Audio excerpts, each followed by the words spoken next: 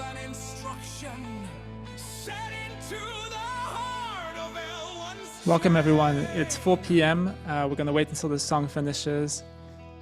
We already have 62 people connected. We'll get started in a couple of minutes.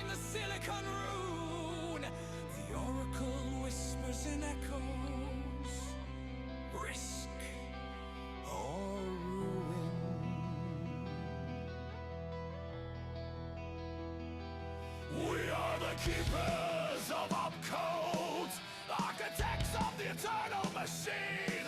RISC-V, the pure tongue, a covenant, crystalline. Why translate abstractions? Why veil the truth in bite? Let the base layer breathe in silicon. Let the cosmos ignite.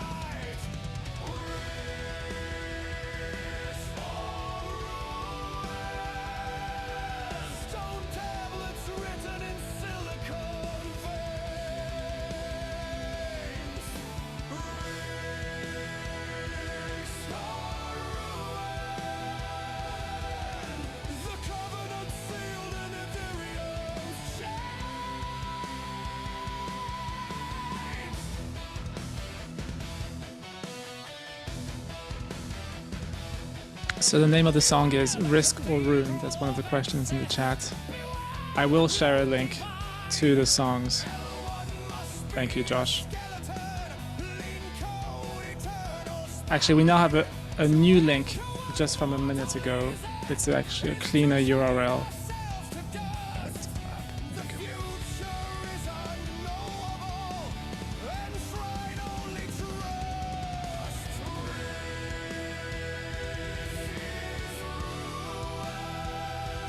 Welcome everyone. We're going to get started in about 30 seconds. We have 108 people online.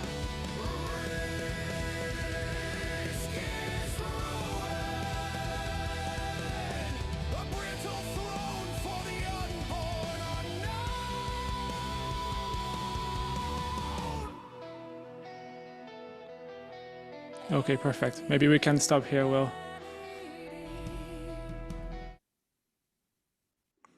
Okay, welcome everyone to Ethproofs call number 4. The topic of today's call is RISC-V and whether or not we should enshrine it at Ethereum layer 1. I have some quick slides and then we'll get started with the presentations. So as usual, if you're watching on YouTube, you are welcome to join the Telegram group Ethproofs_community. And if you enjoyed the music, we now have the beginnings of an album from Connor with 3 songs related to Snarks and Ethproofs. Okay, I just want to zoom out a little bit because a few weeks ago, this blog post came out on the Ethereum Foundation blog titled Lean Ethereum. And Lean Ethereum in some sense is an even more ambitious project than what was announced at DEF CON last year with the Beam chain, which has since been rebranded to Lean Consensus. It has 2 other components to it. The first one is Lean Execution, which is what Ethproofs is all about, and RISC-V is a big piece of the story of Lean Execution, and also Lean Data. And an easy way to remember the 3 layers is that it's C, D, and E for consensus data execution. Now, one of the things that is motivating today's topic is the fact that RISC-V is truly, truly dominating for the zkVMs that are capable of proving mainnet Ethereum blocks. We now have 10 different teams and zkVMs that can do this, and 9 out of those 10 are RISC-V. And it doesn't include other zkVMs like Jolt and others that are not yet capable of proving mainnet blocks. Today we have an exciting lineup of speakers. We have 2 quick updates from 2 different zkVMs, OpenVM and Ceno. And then we're going to have 7 different presentations on RISC-V, trying to cover the same topic across many different angles. Now, so far we've had 3 Ethproofs calls. One was on introducing the zkVM teams. The second one was on real-time proving. The third one on GigaGas L1. Today is RISC-V, of course.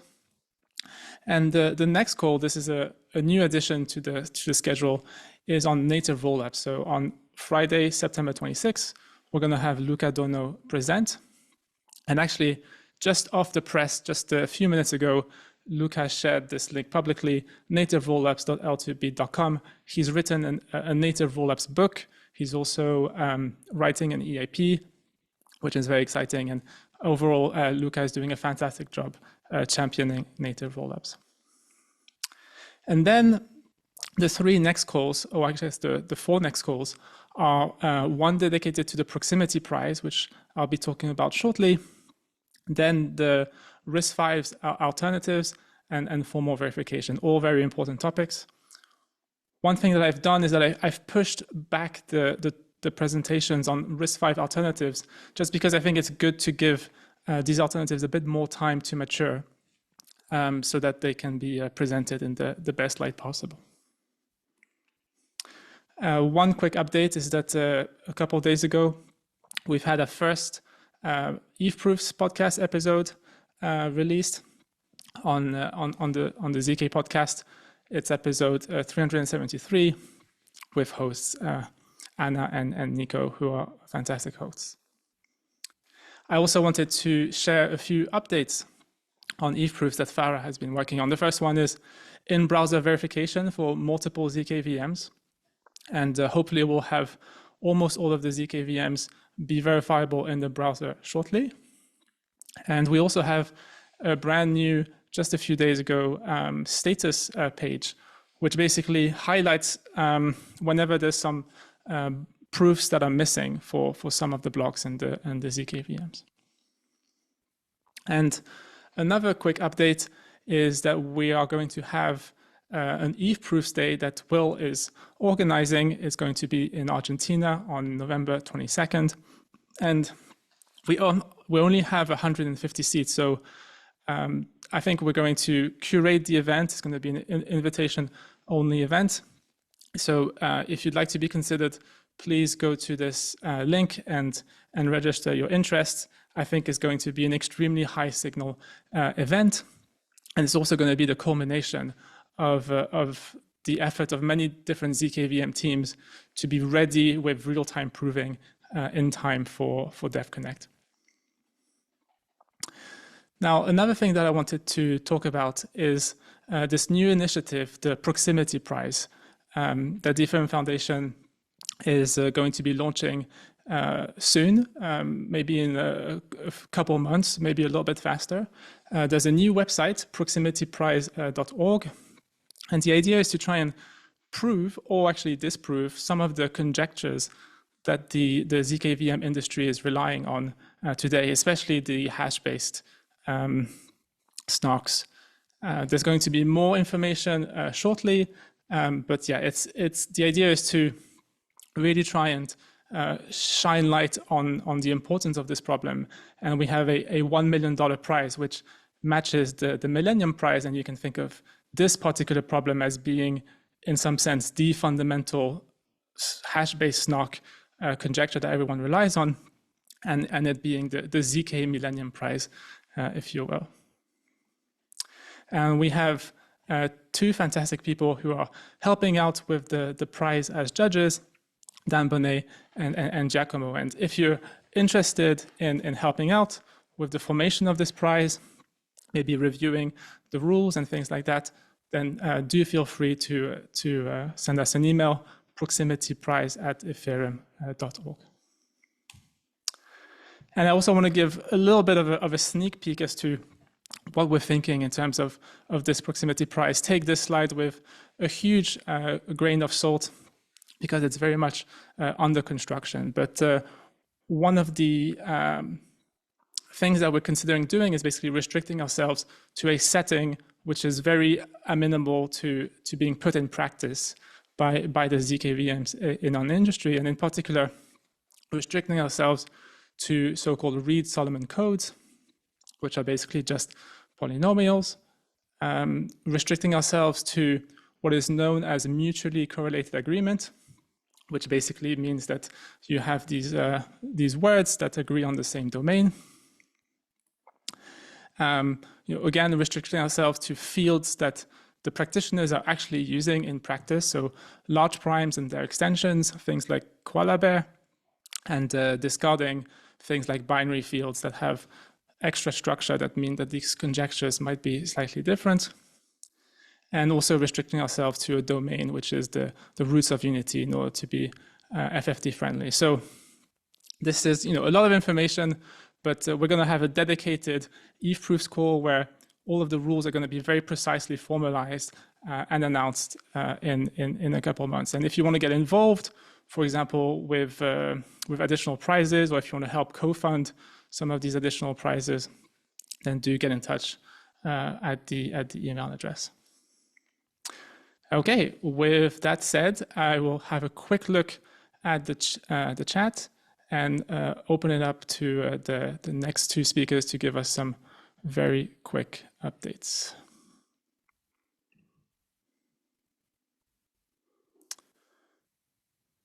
Okay, looks like we don't have any questions, which is great. Also, feel free to just unmute and speak up. So Yi, if you're ready, the floor is yours. Cool, just sharing my screen.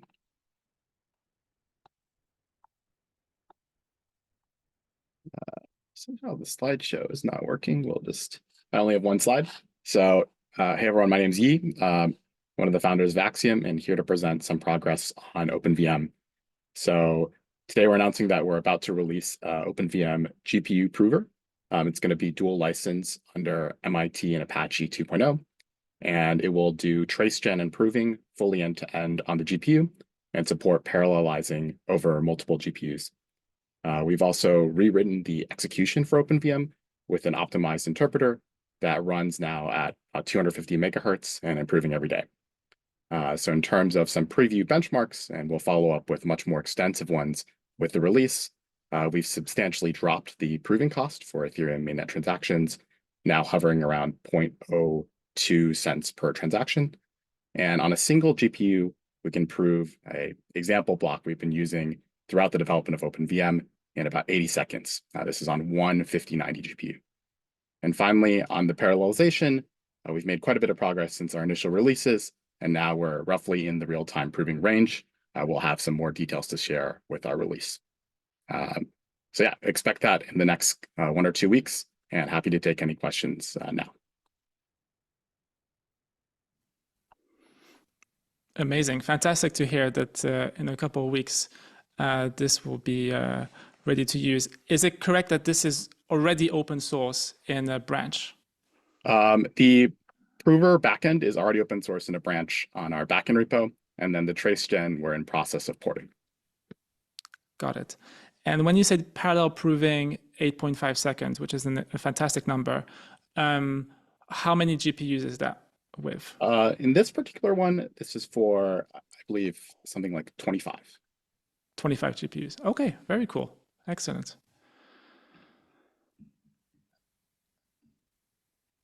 Okay, if there's no further questions, thank you so much, Yi, and we'll open it up to Sphere from Scroll.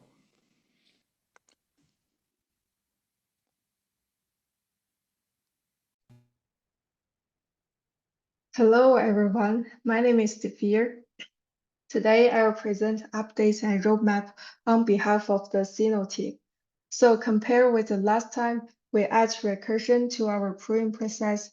We implement circuits for the GTR and base volt verifier using OpenVM's DSL language, which accounts for 30% of the total time. Besides, we start supporting catch-up precompile circuit, and our ECC circuit is working in progress. Moreover, we start support both Baby Bear and Goldilocks in our implementation. As for the Ethproofs integration, currently our GPU implementation achieves 1.5 megahertz with a single 3090 GPU.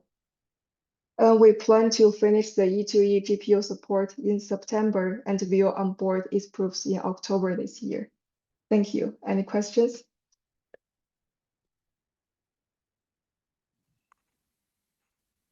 Amazing. Congratulations on being able to prove mainnet blocks and being so close on the GPU acceleration.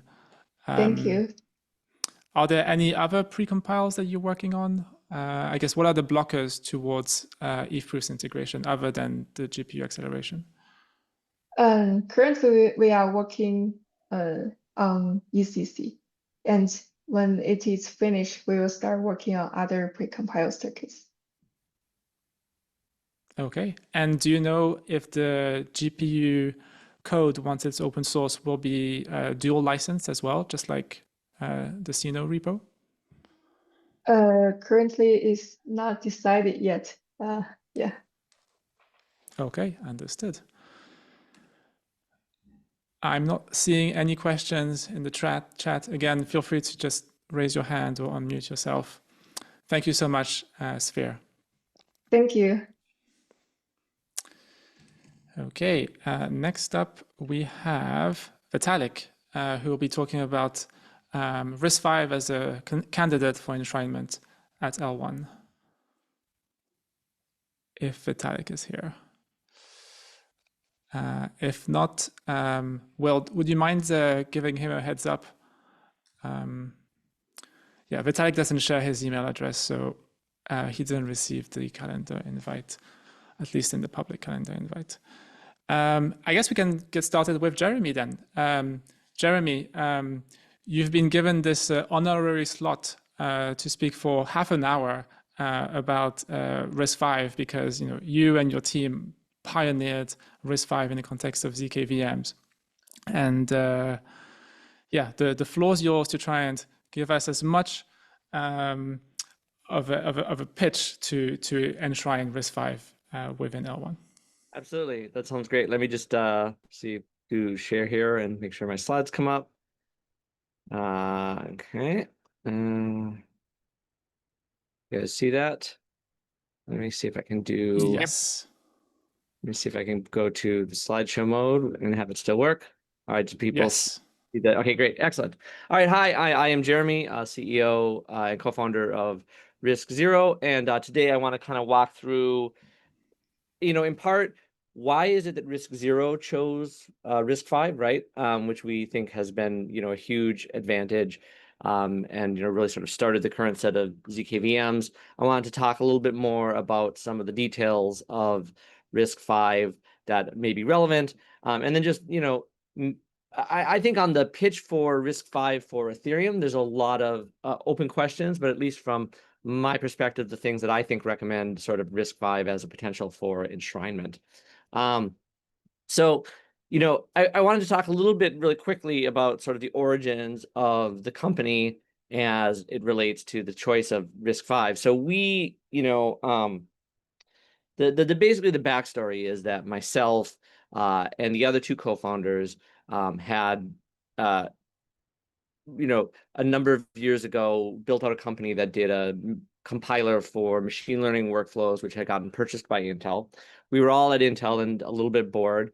And one of the things I had been researching for many years had been zk.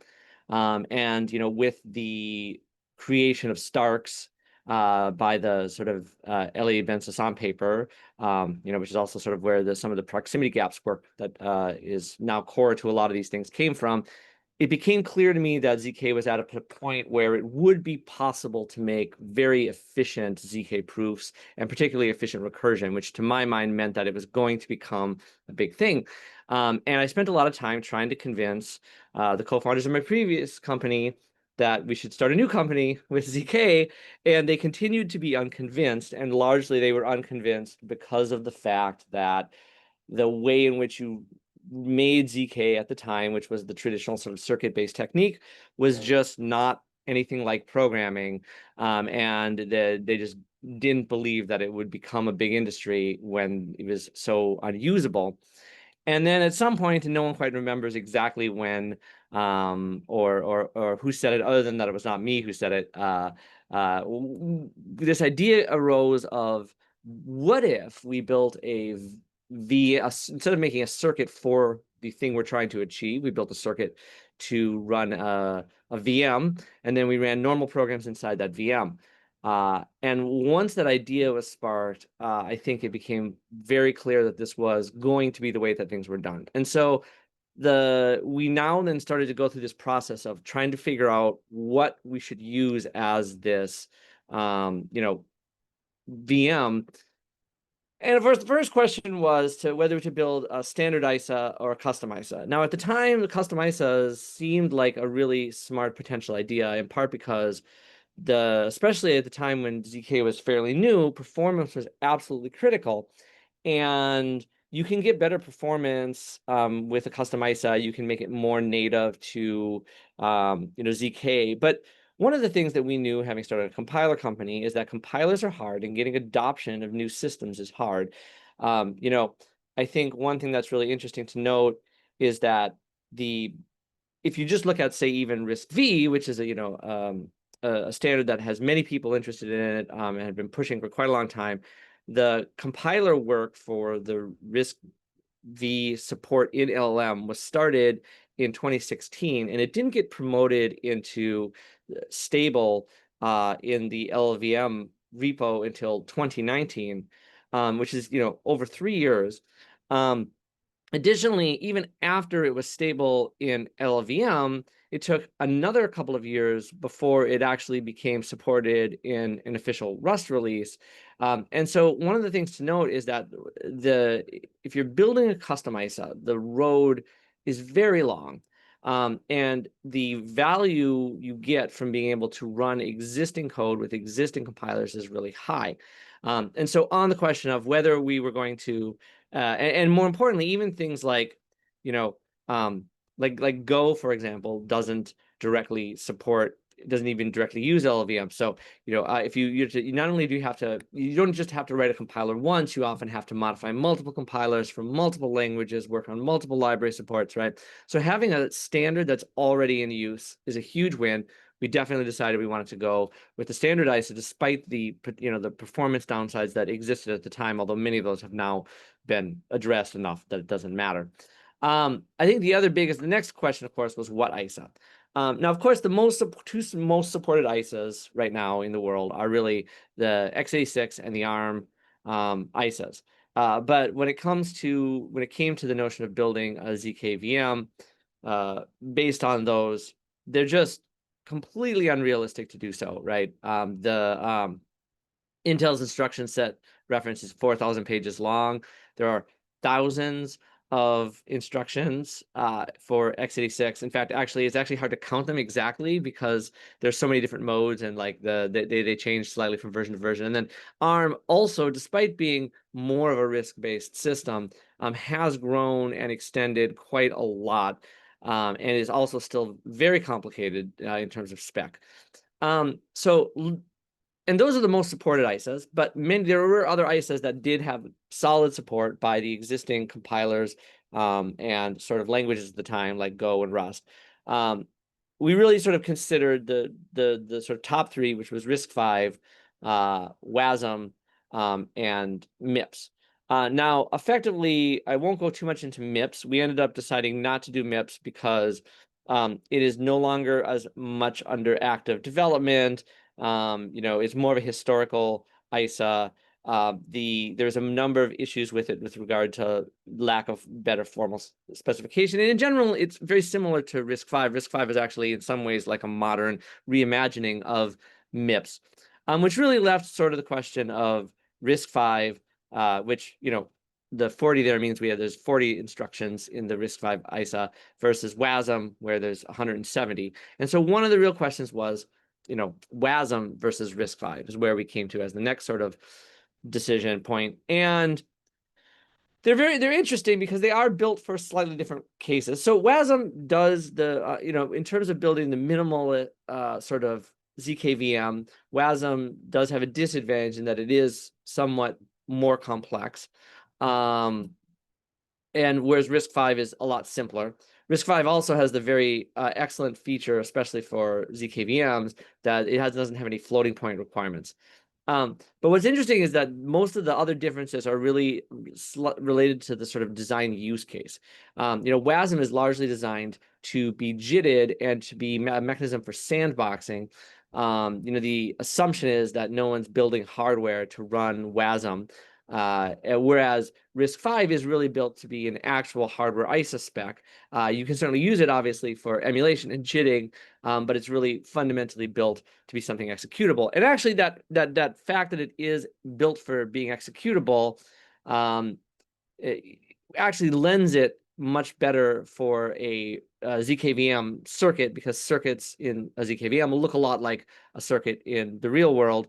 And so you really do want something that's more meant for actual execution rather than sort of for an intermediate representation for jitter, which is WASM is more focused on. The register-based versus stack-based was also a huge thing. Now, one of the things that's true about both of them, and the reason that WASM was a really serious consideration, is that in addition to being quite well supported, both of them have very excellent specifications that have been quite formalized. So they're very good for things like formal verification, which I think is going to become increasingly important in this industry. They both basically have no undefined behavior. There's technically some minor things with floating point canonicalization in WASM and RISC-V if you look at multi-processor memory, but I think more or less they can be made to be completely deterministic, which is a huge win, and actually something that lends these ISAs to be used for zkVMs even if we could build x86 support, the lack of this sort of formal specification and this determinism thing would have potentially been issues. And they both actually have the structure of sort of a set of base a base ISA and extensions. WASM isn't exactly an ISA, but close enough. So generally, the short version is the conclusion was that we chose RISC-V. And I think that there's a lot of evidence that that was the right conclusion. Obviously, we've seen the rest of the industry follow suit with this sort of use of RISC-V. We saw that the decision of using a standard was a huge piece of leverage that allowed the initial version of Zeth that was made by RISC-0 was able to run full Ethereum blocks very early, even though there had been many projects that have been working on EVM specific zkVMs.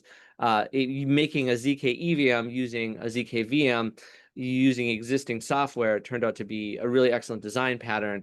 And I think just fundamentally the speed with which the industry was able to move huge new sort of workloads into zk, including not only full block proving, but with the work that we've done for the signal for boundless, moving the consensus engine of Ethereum into zk.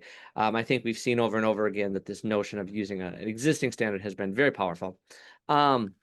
Jeremy, we have our first question from the chat. So the question asks, could you design a zk-friendly ISA from which you would compile WASM or RISC-V down to? So it would kind of support both WASM and RISC-V. Yeah, I mean, I actually think that that is a as the industry continues to move forward, I do think that we will end up with this notion, which you see, in fact, in real hardware, where you have sort of a front end, and then you have sort of the microcode, right? Like the x86, for example, doesn't actually implement all those instructions directly. It's actually run via microcode that's much more designed, much more efficient. And in the case of zkVMs, maybe that translation actually happens not in the hardware, but by an earlier software layer of the stack. And so in some ways, this notion that the actual circuit needs to be tied so strongly to the ISA was a very convenient starting point, but I do anticipate eventually we may start to see something like a lower level ISA.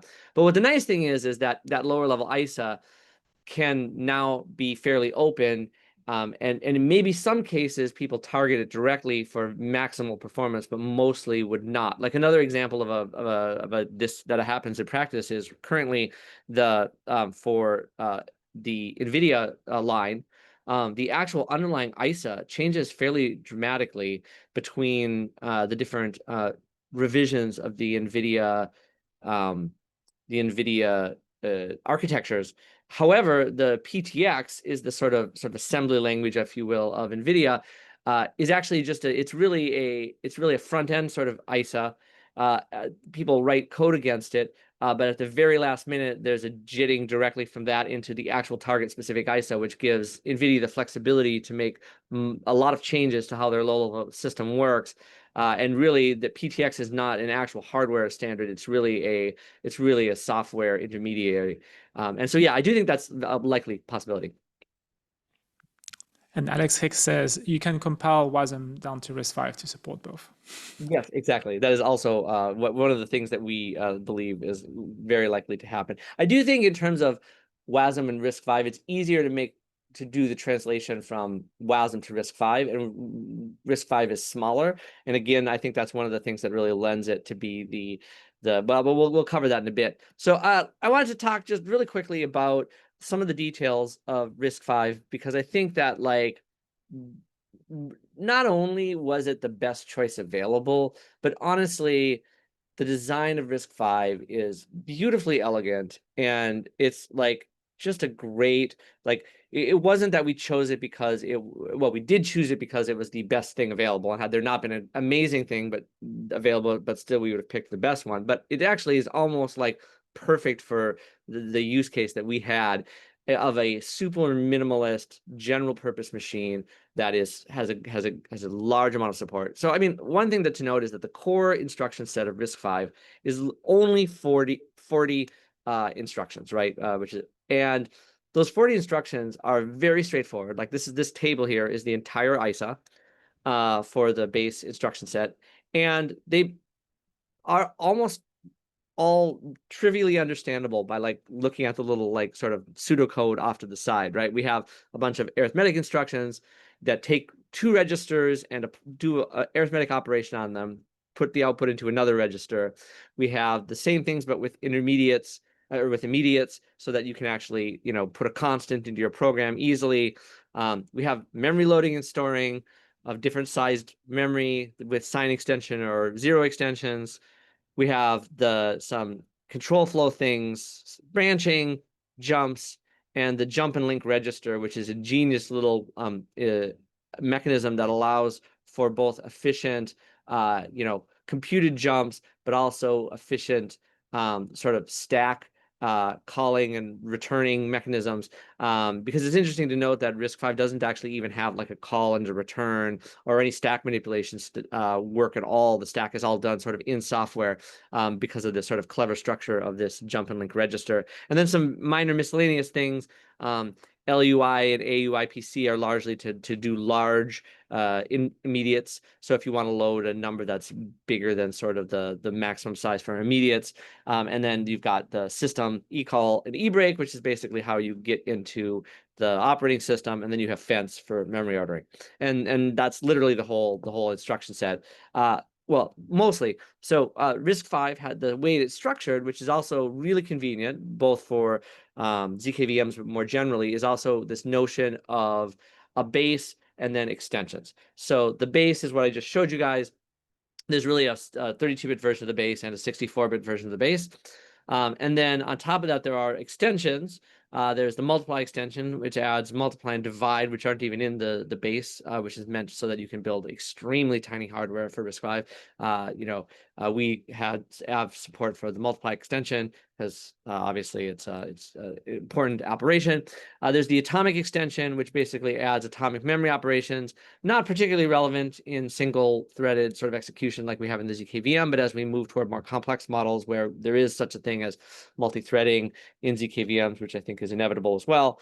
But then the nice thing is that the floating point and double support of the hardware are in fact in extensions, which means that they're not required, which was a big win, because building a floating point unit in a zkVM, while certainly doable, is a fairly heavy lift.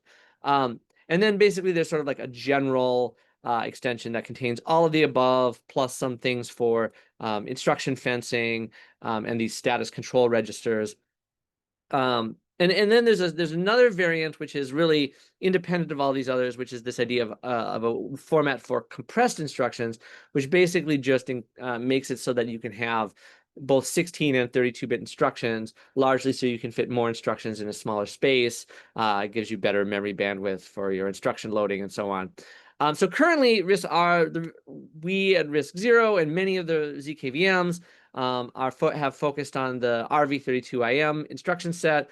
It was one of the most sort of minimal options that we could go with at the time. There's been a movement toward, and some of the zkVMs already are supporting, for example, the 64-bit variant.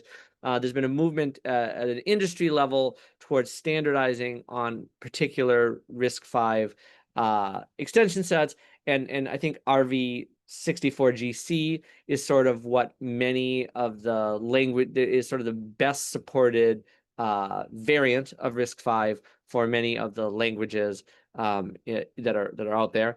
I think, you know, in terms of further paths towards standardization for both zkVMs and for RISC-V in general, you know, we really believe that probably most of this will move to RV64GC. And then additionally, one of the things that is sort of underspecified and varies quite a lot now between zkVMs, but we believe will eventually is also worthy of standardization, is the question of how does the zkVM talk to the outside world. You know, one of the nice things is that there is another existing standard out there that we can sort of use as the North Star, which is sort of the Linux ABI. It's well specified.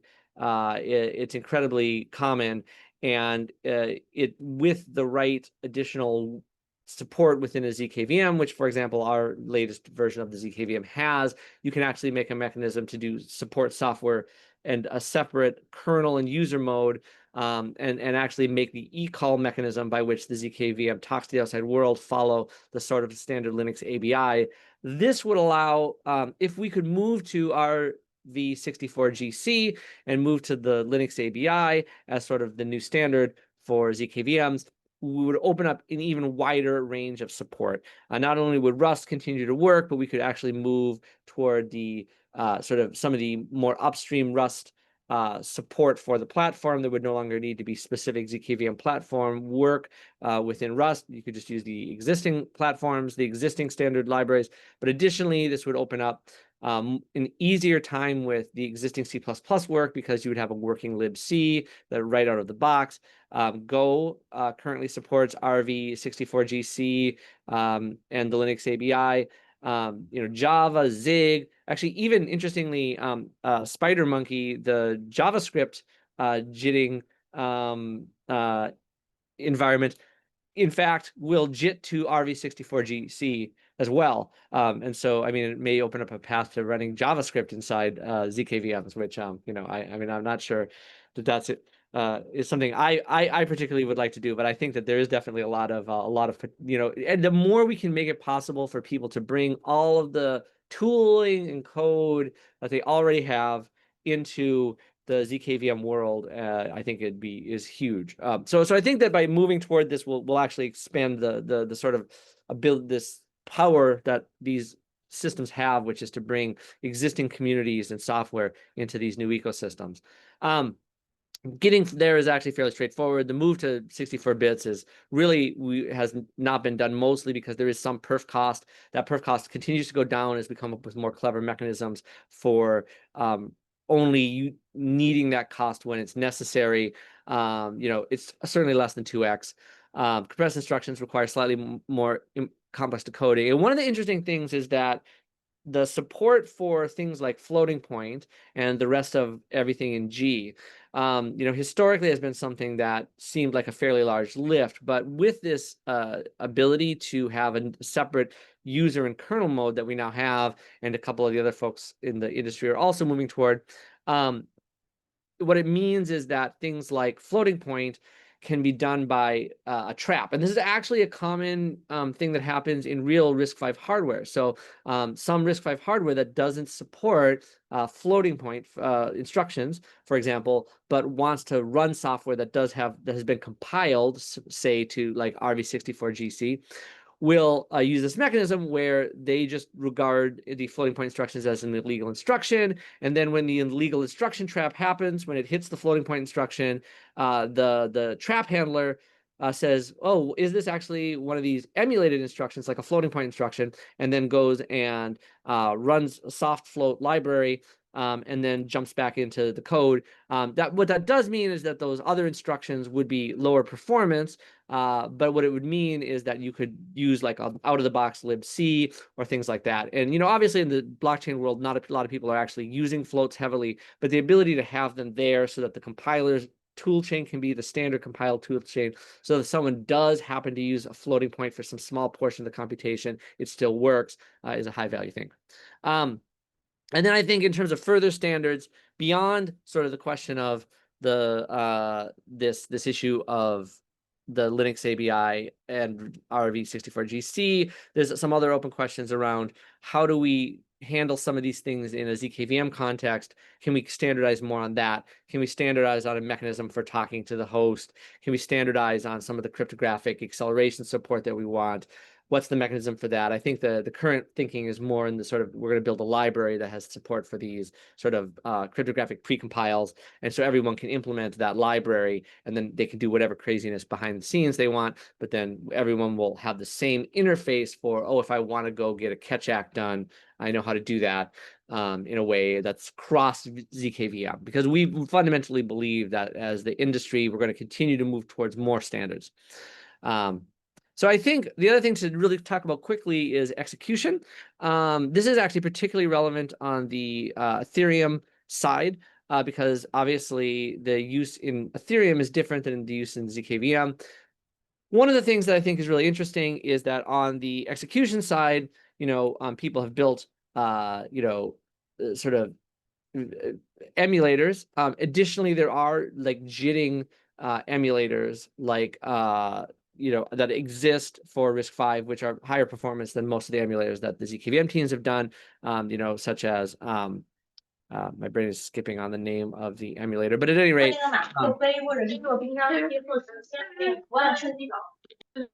sorry about that. but no worries, QEMU. Thank you. That sparked my brain a little there. So yeah, but what's interesting is that we've seen recent work by the Zisk team, which shows over a gigahertz of execution speed, and this is done via an ahead of time translation mechanism.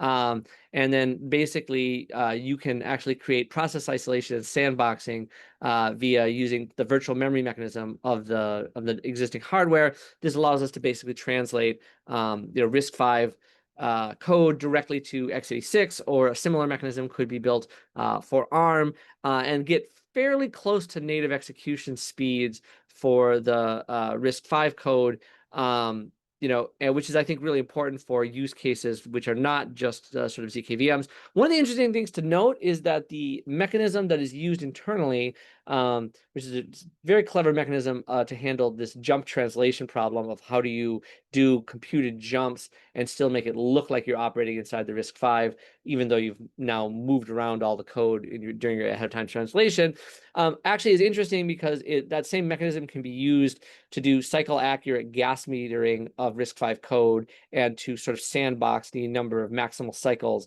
of execution risk for RISC-V.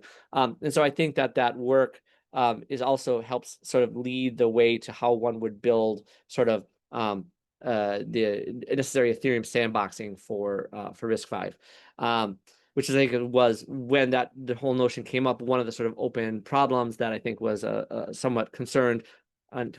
So I just wanted to talk really quickly about RISC-V for Ethereum. I mean, obviously a lot of the discussion up until this point is really around sort of this idea of why is RISC-V the right thing for sort of zkVMs, and where are things going in the zkVM world.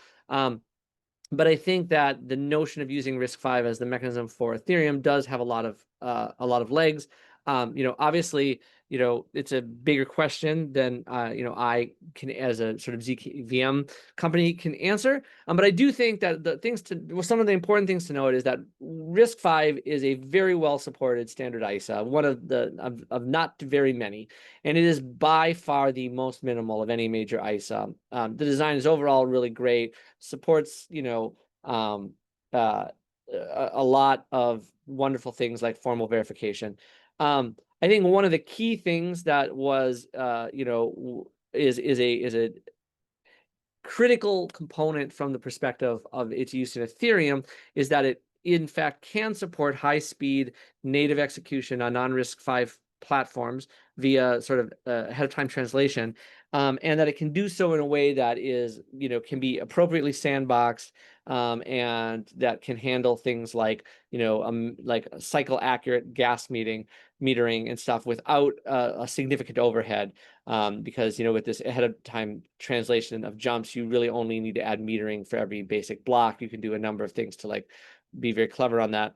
And then I think finally, one of the things to note is that when when considering what the sort of mechanism for the light execution layer in Ethereum is, the fact that something is well suited to and matches with the ISAs that are heavily in use on zkVMs is highly advantageous, because you end up with just a lot less translation issues. You're not you can know that you're getting the same exact execution without having to do any sort of ahead of time translation or emulation in either direction. And you also have a very accurate matching in terms of the gas costs, right? And so the notion that your complexity metrics on the transaction execution side are matching to the complexity metrics on the zkVM side is high. Obviously the overall question is a much more complicated one, but from our perspective, I do think it makes a lot of sense. So anyway, and that is my presentation. So Okay, wow, perfect timing. Exactly 30 minutes. There's a few questions from the chat that I'm going to relay. So the first one is, what do you mean by combining Linux ABI with RISC-V 64GC? So the ISA is really always RISC RV64GC. But when you compile a program for that ISA, if the program accesses anything external to that program, it always does so via some way of talking to the operator. So if you compile, for example, libc, you need a way to talk to the file system, because the C standard has the notion that there is a file system, and it has to be able to have some way to talk to that file system.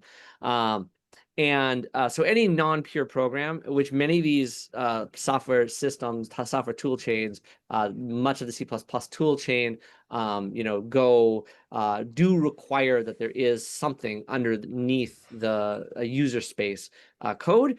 And the question of how do you talk to that something else, the Linux ABI is actually basically a specification that says, oh, if you want to do a sleep for 1 second, here is you set these registers and do an eCall. So it's basically the interface between for RISC-V specifically, how do you talk to the operating system? And if you supported the Linux ABI, even if most of the calls were emulated or faked out, what it would allow is a much wider range of software to run. Now, in the case of Rust, we get around this because Rust has this notion of no standard, which is a special mode in which you're disallowed from using any sort of feature that would involve talking to any kind of operating system, and the code must be pure. And technically, you can write pure C++ code, or but most people don't. And so to get the widest support of languages, you want some way to have some theoretical operating system, even if it's not actually Linux. You can make it look like Linux, which then means that all these things just work out of the box in some sense. Perfect, thank you. A question from me is, what about MIPS? Mm-hmm.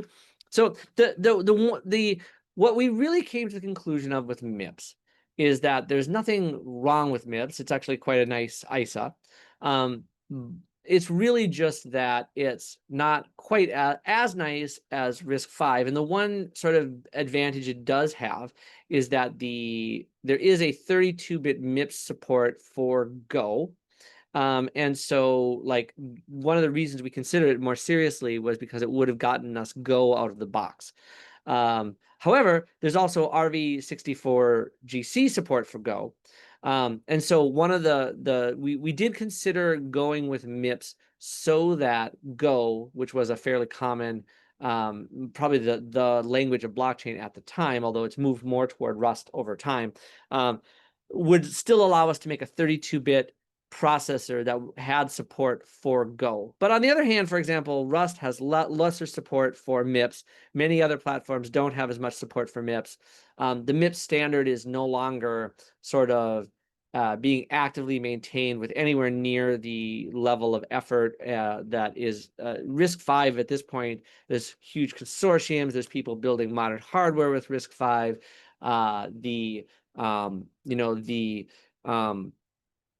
There's the standards are continuing to add new functionality of new extensions for cryptography or vector processing, and I think that also that standards body itself is a really well built, like just in general, lots of I think it's overall a much more active project. And just to be totally frank, the fundamental core design of RISC-V is just a little bit better than MIPS in some ways. It is the spiritual predecessor to MIPS, and so it tidies up a number of things that were just kind of strange about MIPS. So the answer is MIPS is a fine choice. I think it's just not as good of a choice as RISC-V for a number of reasons. It's why we picked RISC-V. Diego, who will be speaking shortly, is saying in the chat, MIPS is itself now moving to RISC-V, which I didn't know was the case. So that's something to look into. Jeremy, we're out of time. Thank you so much for this fantastic presentation. Thank you. There have been 3 questions, which I'm actually going to punt to the next speaker, who is Vitalik. So these questions are, wouldn't it be ideal to have as much diversity at the ISA level as we can have? If we were to enshrine RISC-V, does this mean we are replacing the EVM? And thirdly, what are the benefits of enshrining RISC-V? And so I'll let Vitalik take the floor and answer some of these questions. Okay, thank you, Justin. Okay, let me just for convenience, I think probably share. Hold on. Okay, share, but there we go. Click. Okay. This is the Magician's article that I wrote about I guess 4 months ago now. Do you guys see it? Yes, please zoom in a bit. Okay, perfect. Plus. Okay, there we go. So great. So the thing that motivated my proposal to replace the EVM originally is basically that if we want to think about Ethereum's longer-term future, and particularly trying to scale as much as we can without compromising on decentralization or adding overly burdensome requirements for various types of nodes, then at some point, like, we have to basically make sure that for all of the different parts of the Ethereum stack, we actually are using the most efficient thing, and that we're not taking ultimately needless 10x or 100x hits in efficiency that we're basically only taking for kind of legacy reasons that had to do with the fact that we did not know better 10 years ago, right? And so I had this chart from Succinct, these days, I think both Succinct and others have improved their VMs by quite a bit, and so I'm sure the specifics of some of these numbers are have rejuggled somewhat. But there's this general fact, which is that the 2 largest parts of proving an Ethereum block are hashing and VM execution. And so over here you see that as the block execution column, that's EVM execution. And then state root computation is computing the state tree in order to change the state root. Then you also have some of the other tabs. I think it was I think block validation involves hashing, deserializing the inputs also involves hashing. There is validation of reads. Like basically those other few columns, they all involve like hashing in the state tree. And so for this, and then there's like smaller things like recovering senders, which is ECDSA. And in the long run, because of quantum, we have to replace that with quantum proof signatures, which are likely to be based on hashes, as I'm sure Justin has already told you 20 times.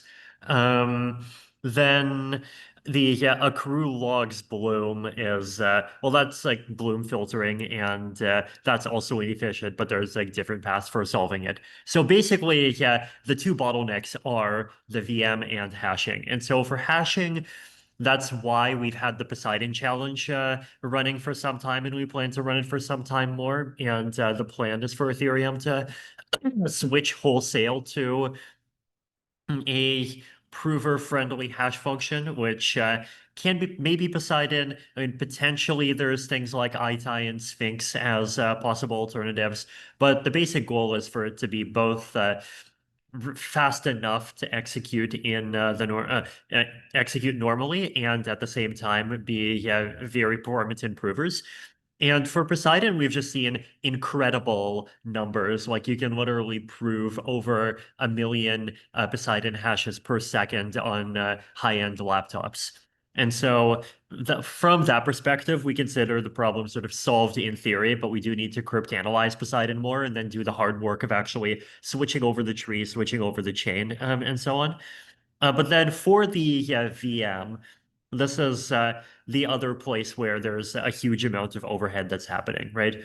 And currently, the biggest reason why the EVM has this overhead is basically that the way that probably the majority of these provers work is that they compile an EVM implementation down to RISC-V, and then they interpret the RISC-V. And so like you actually have one level of interpreter overhead there. Like you basically, yeah, for any kind of computation that you're doing, you're incurring the inherent overhead in running EVM on top of RISC-V, when the clearly optimal thing to do is to just give smart contract developers access to the underlying VM, whether that's RISC-V or Cairo or something else directly, right?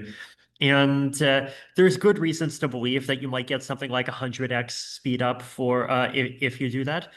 And I think the way that I would describe the reasons why this is important are, one is once we fix the hash function, then effectively this block execution part will blow it up to being like 80 to 90% prover time. And so it will be by far the largest bottleneck to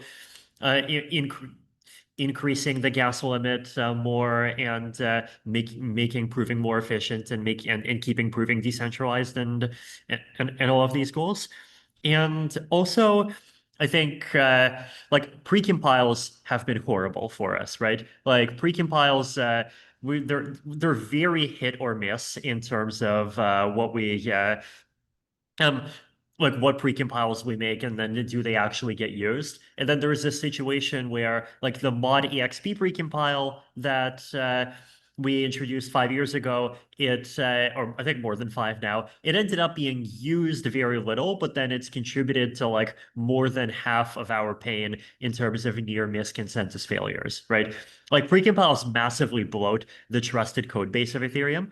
And if you like, ultimately, Ethereum is about being secure, right? And so if we want to look to things for inspiration, the kinds of things that we should be looking for are, I think, some of these newer projects that try to make deliberately security-focused operating systems, for example, right? And those guys, they tend to aggressively minimize down the trusted code base, all the way down to like single-digit thousand lines of code, right? And like those are levels at which, even with present day methodologies, like we as human beings stand a chance of making implementations that have 0 bugs, right? With something that's like in the hundreds of thousands of lines, we don't stand that chance at all. And so EVM is very complicated. The RISC-V is minimal. Precompiles are very complicated to the point where I'm pretty sure that the implementations of of individual precompiles alone are more complex than minimal RISC-V interpreters.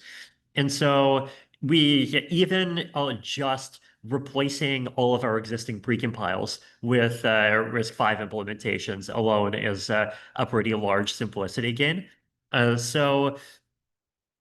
then finally, I think there's also interesting value in terms of interoperability. Basically, it turns out that there's a bunch of application developers that work that come from outside of crypto. And what they would really love is a kind of Node.js type of experience where you basically use the same language to write the on-chain code as you do to write the off-chain code. And their off-chain code is written in whether Rust or other languages that compile easily to RISC-V. And so if the EVM compiles to RISC-V, then they would be able to write EVM, or they'll be able to write Ethereum code in those languages and have it run on chain, right? So that's how I would summarize some of the motivating reasons for this. And then there's some various numbers here in terms of like basically like how it could give efficiency gains over 100x to switch to RISC-V. I think in later posts I gave some different ideas for outlines of like what order you're supposed to do some switching in, the switch in, right? And so the rough idea that I had is basically that step one, we would implement RISC-V exclusively by replacing existing precompiles with it, or even potentially only like starting to add a new precompile that is a specific function implemented in RISC-V. And then so that's step one. And then step two is we would make RISC-V available as a virtual machine language to smart contract developers. And so what that basically means is that like code would be able to have a flag, and like we could like finally use the EOF like version bits for this, right? And if the code is flagged as being RISC-V code, then like the contract has the exact same interface. You can call into the contract can call other contracts, the contract can load, can read and write storage, it can check balance, but that would be done with syscalls instead of with opcodes. And so you would be able to freely choose whether to use RISC-V or EVM. And then the longer term idea is potentially we could like basically create a functionality by which you can write an EVM in RISC-V code, and then the EVM itself kind of gets de-enshrined, and effectively existing EVM contracts continue to exist, but they would be processed through this on-chain logic that implements the EVM through RISC-V, and then it would to an Ethereum client itself, it would just look like a RISC-V contract. Actually, one other reason why I think these things are valuable also is that for proving, I think we have not started this conversation, but we will need to soon, which is Ethereum. I think we are going all in on privacy. And to do privacy in Ethereum, we want to be able to zk proof things, and in particular, zk proof things client side, right? So I could give one interesting motivating use case, which is what I call zk account abstraction.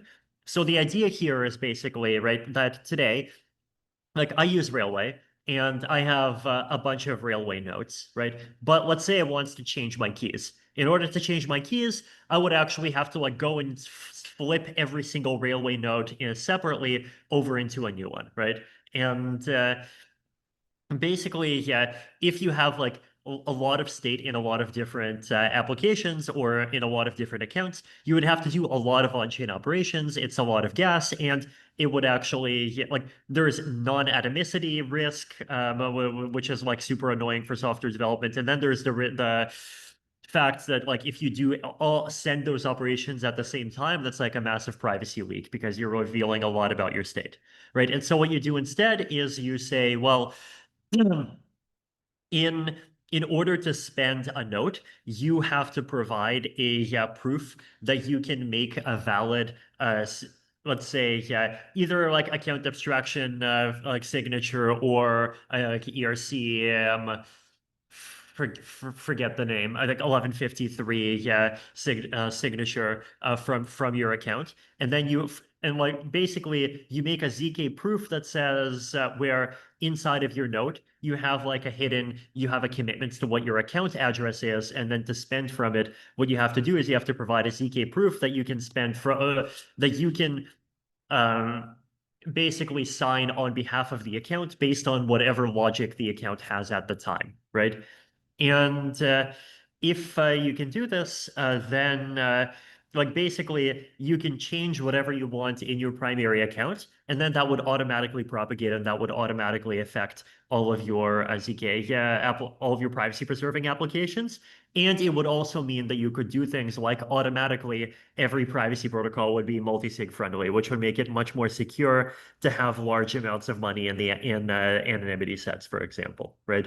So in order for these things to be possible, you need clients to actually be executing a VM client side that is their account signing logic, right? This is expensive, and like this is unrealistic for the EVM, but the RISC-V seems like it's at a tier where it actually can be realistic.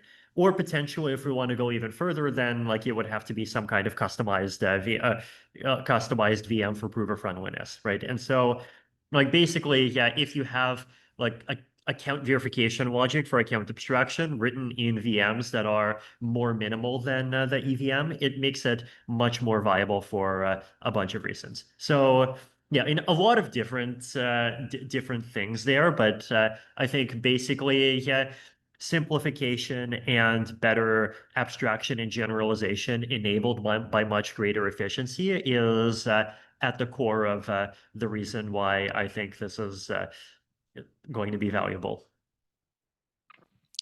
Great. Thank you so much, Vitalik, for this comprehensive presentation. One question from the chat is, do zkVM precompiles have some of the same security issues as EVM precompiles?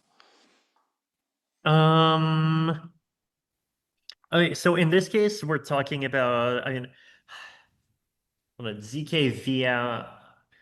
Sorry, I'm trying to understand like what is the thing that you're talking about, because so far I've been talking about replacing precompiles with RISC-V implementations, which is kind of a different topic from the whole kind of zk like EVM in EVM for native rollup stuff. Right, but assuming we don't significantly reduce the gas cost, increase the gas cost for some of these precompiles, then the zkVMs are basically forced to implement the logic as a precompile. Oh, so to be clear, I am arguing we should massively increase the gas cost of some of these precompiles. Like there are like lots of things that should go up by 5 to 10x in there. Right, makes sense. We have a question from Sergey. Do you want to unmute yourself and ask it? Yep, I can do this. My question is, maybe I don't completely understand what you're talking about, but usually L2s now, when they prove the validity, they prove the execution of the EVM code within some client. So the question is, do these numbers include running an overhead of running such a client, and whether you know if this overhead is a big one, and if in the future we would just purely prove the execution of smart contract, RISC-V smart contracts within some clients? Yeah, I think in this case, to get the full efficiency is you would actually have to like figure out a way to make the to make the prover directly prove over the EVM execution, like not have literally everything wrapped in a client. So essentially what you would do is you would have it like you would have the prover walk over the EVM computation or the RISC-V VM computation, and then when the RISC-V VM does like calls out through any kind of syscall, then like that would will go to a RISC-V like interpreter over some compilation of some other code. Kev wrote a comment that got 5 upvotes. Arguments based on proving performance seem premature. Kev, do you want to expand on this? Yeah, I was just basically saying that we don't currently know what like the optimal, like what is the stable proving performance numbers at the moment. Like we could get to like the end of the year and proving performance is maybe gone up by increased by 10x or something. And it doesn't really matter at that point if it's like 59% block execution if proving time is so cheap.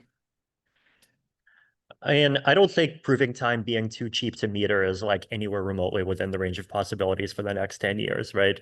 Because like if that happens, then that gives us wiggle room to increase the gas limit by like 3x or 10x, which is something we really want. A lot of people really want. Yeah, I think we should start off with where we want to go with the gas limit. I mean, I think your argument holds better if it's like we're just going to increase it indefinitely. Then you sort of need to start thinking about what are the big bottlenecks to this goal. But if it's like we need 100 million gas, then we have to start looking back to see if like are these bottlenecks actually significant. Yeah, I mean, so my thought process is definitely like reasoning from long-term optima, right? Because I think my view is that the gas limit should be as high as it can be, conditional on us meeting some decentralization criteria that are like one of which could be approximated by like number of dollars you need to run a real-time prover. And it feels like at any level of gas, there is like some amount of utility that we gain from 3xing it. And so, like, I actually don't even think that the utility of, say, yeah, a 10x or a 100x gain in improving efficiency really, depends that much on like the absolute number of how much efficiency there is. Okay, we're out of time. Thank you so much, Vitalik, for the presentation. Next up, we have 5 different speakers that are going to give shorter talks, starting with Alex Hicks, who will share a very recent idea on a RISC-V extension, which is friendly to formal verification.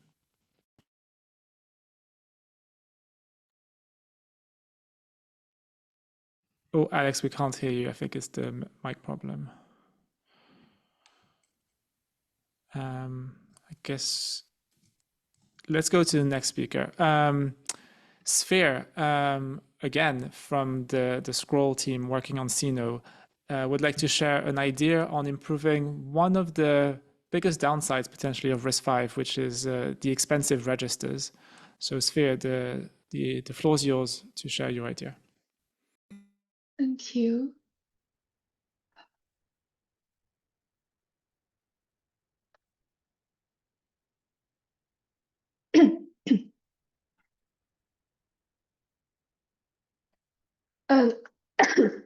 Sorry.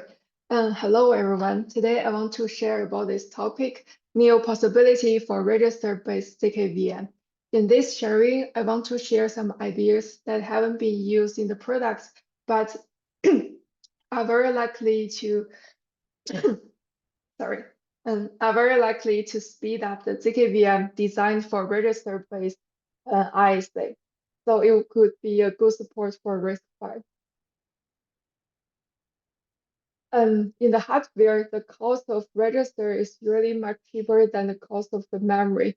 So the compiler optimizations will try to keep values in the registers and reduce memory operations. Here, I list several compiler optimizations here related to this. However, in the zkVM design, proving register operations is usually equal to proving a memory operation. People will just think of the register table as the small size of the memory table and prove it using the offline memory checking. They will maintain a read trace and a write trace and use a product argument to prove the equality of them. And to support multiple read and write, one register operation will correspond to 2 OMC records. And cost of the offline memory checking will come from both the IOP protocol to prove the product and also the polynomial commitment to commit all those elements, which is expensive. It seems that this argument will make the compiler optimizations useless. But is this the only way we can do to prove the register operations? To answer this question, let's have a look at the essence of register. So using a register is to connect the values between instructions. For example, if we have an earlier instruction which will write down its result to the register table, which will be read by a later instruction. If we assume these two instructions as two gates in a circuit, then it is equivalent to connect the wire between these two gates. So a program without branches can be converted into a circuit. And if we have a program with branches, according to the knowledge of compiler, we can still divide it into several slices without inner branches or basic blocks. Let me give you a toy example. In this example, I want to compute the summation of an array. And for simplicity, I just extract the for loop basic block from it and write down the RISC-V representation. So in this block, for the first two instructions, they compute the address of the current value. And for the later two instructions, they fetch the value from the address and update the summation variance. For the final two instructions, they are to update the counter. By converting the register operations into circuit wires, we can draw a circuit for this part of code. And the intuition will be we will prove the circuit instead of proving this slice of program because it will be much cheaper. To make it more efficient, we will use a generalized version of GKR protocol to prove it. To construct this generalized GKR protocol, we link together several subtree protocols. Originally, a subtree protocol is to prove a relation between several input polynomials and several output polynomials. But instead of opening the evaluations of the input polynomials by polynomial commitment scheme, we just plug in it to some other output, to the output of some other subtree protocols. And this process can be interpreted as the GKR graph. With this tool, we are able to prove our basic block circuit. We start from the output of the whole circuit, which is BB final node. After proving this BB final node, the prover will generate several evaluations, which will be passed into the outputs of some earlier nodes. For example, the TARR evaluation will be passed to the BB start node, and the T sum prime evaluation will be passed to the add node. As the protocol goes on, we will observe that all the register operations have been converted to wire connections or to the evaluation transmission. So currently, we have no register operations inside the block. And the only remaining register operations we need to handle occur in the BB start node and the BB final nodes, because the BB start node is to help fetch the register values generated before the current basic block, and the BB final block is to help pass the register values to some basic blocks that to be run. And the good news is each register operation in the BB start node only contributes a single OMC read record. And similarly, each in the BB final node only contributes one write record.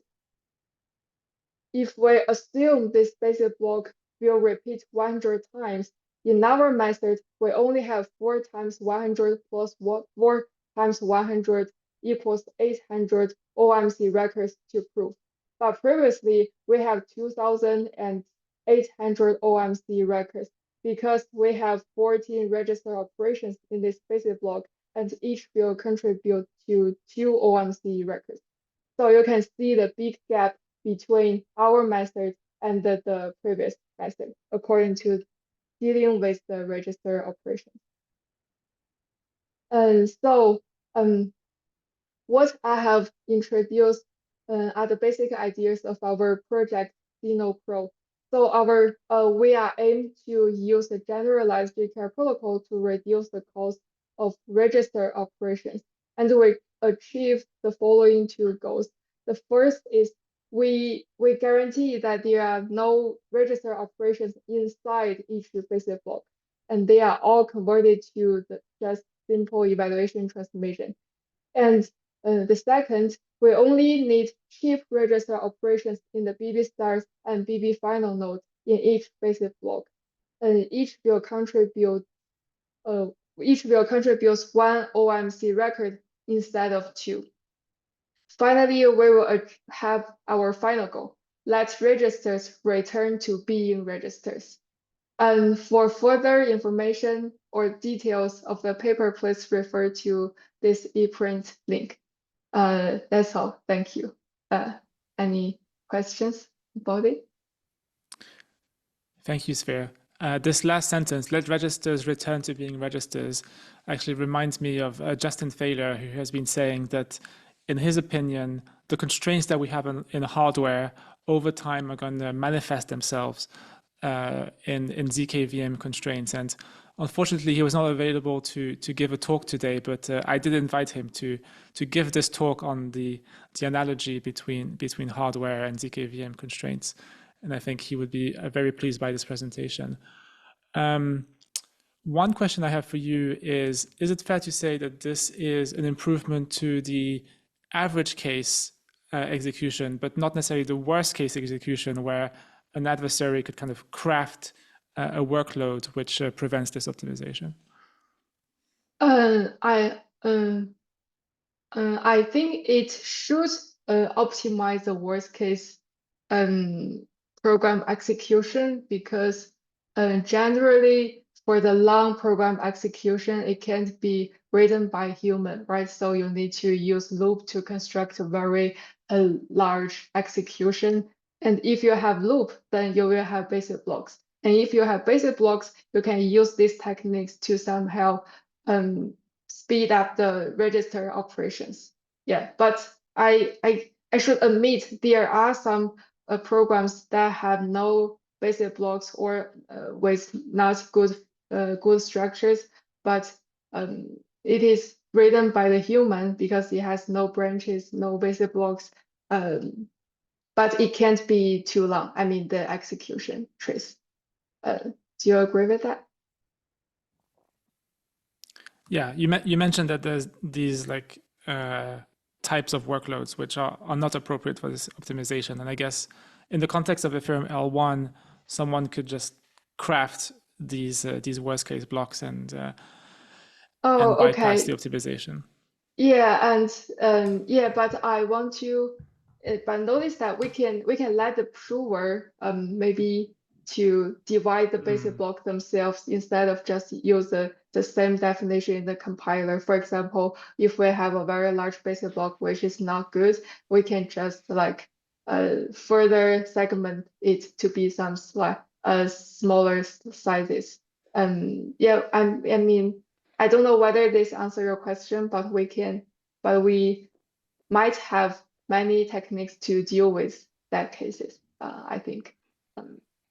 Thank you. Guillaume Claret asked in the chat, do you require ahead of time compilation of your RISC-V code to adhere to this new format? No, let me see. So we might need some preprocessing on the prover side, but for the verifier side, we don't. I just I cut for the time I cut down 1 slice for the verifier. So it's like because the prover needs to figure out like how to segment the program and to make it more efficient. But for the verifier, it can recover the whole GKR graph just from the program. So for the verifier, you don't need pre-processing. You just like go through the program and see how the register, how the what's the register operations, and just recover the GPR circuit and use GPR to prove it.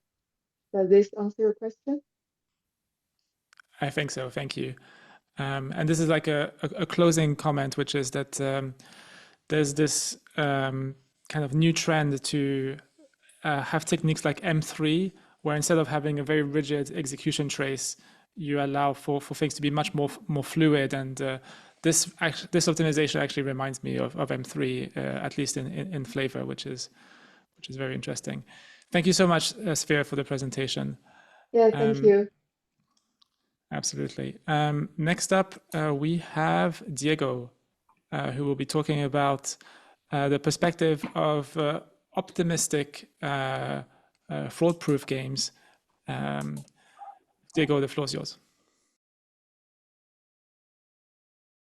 Let me share my screen here.